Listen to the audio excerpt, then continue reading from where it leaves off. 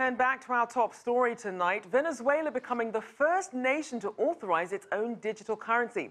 Let's bring in Papa-Wassa Chiefy Nduom for some expert insight. He's a digital asset investor and Bitcoin advocate. Welcome to the show. Thank you so much for having me.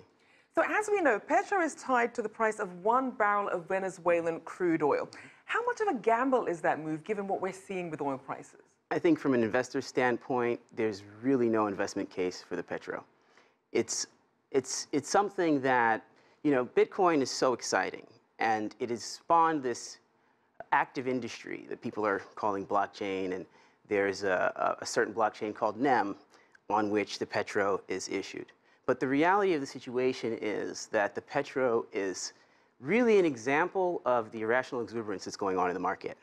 It's not really necessary for a country like Venezuela to have an asset like this. And for investors, when we think of the social impact of digital assets, as I like to call them, we look at what's going on with Bitcoin in Venezuela, which is actually that lots of individuals are mining Bitcoin as a way of really surviving, but also a form of resistance. And so from an investor standpoint, when you look at something like the Petro, usually what we think is, look, this is everybody rushing into what's called the crypto space. It's great that Bitcoin launched this blockchain industry, but we're finding these things like the Petro that can be a little bit confusing. And we've certainly seen a lot of companies just kind of attach crypto to their name without really it having some sort of extended purpose. And in fact, opposition leaders are calling this an illegal debt issuance rather than a cryptocurrency. So how accurate is it to call it a cryptocurrency, being that it's tied to oil and that it's government-backed? Right. I really don't like the word cryptocurrency because I think it confuses people. Right. People who hear the word crypto, a lot of times they think something secret. And these are not currencies. Currencies are traditionally issued by a state, a legitimate authority. These are digital assets. They're something that are created. Applied cryptography is a good word for Bitcoin, for example. It's an application of cryptography that creates what we look at as digital gold. And it's a great use case. It's really, in my view, the preeminent investment case in this space. With things like tokens, right? It's really just a digital thing. It's a piece of code that operates within a network. And people are ascribing the concept of currency. They're ascribing Forex trading on these things. That's not really, in our view, what they are. They're, in many cases, marketing schemes. A lot of times, instead of doing a private placement, people want to do an ICO because they think it's faster and they'll get more investors in quick. But really, you need to look at the underlying asset.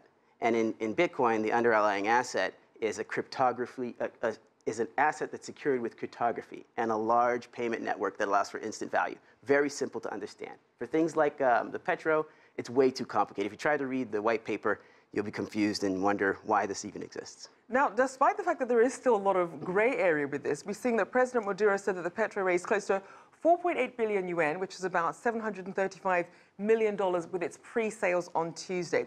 But how much is this actually going to affect the economy, being that we're not exactly sure what it's going to do? There are many issues with regard to, at the last minute, the actual blockchain that they were going to use changed, the system they used changed. I think that the people who buy this are going to lose their money. So then essentially why do you think there was so much interest in it?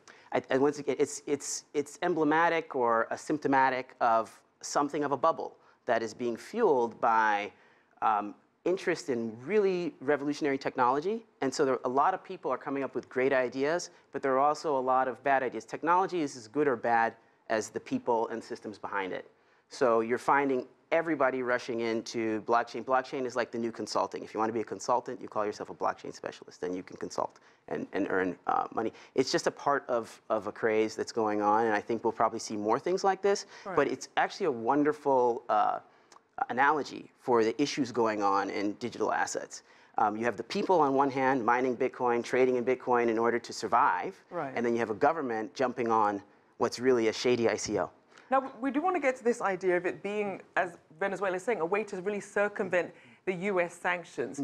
Will this be enough to do that, or perhaps will people perhaps turn to Bitcoin and other things rather than the Petro? My background before I start talking about this in banking and law, and in some ways this is good for compliance people because now you know exactly where the Venezuelan money is, right? They issue a token that tells everybody this is our token, right? So you don't really have to do much guesswork to know what to stay away from if you want to keep that out of your system or your exchange. So I find it very curious. I don't understand. I think that it doesn't really make a lot of sense at all. I mean, a lot of people in the Bitcoin community would use stronger words, much stronger words to denounce what they see going on with this. I think that everybody should have caveat emptor buyer beware with digital assets, and with this one in particular, it's a clear example.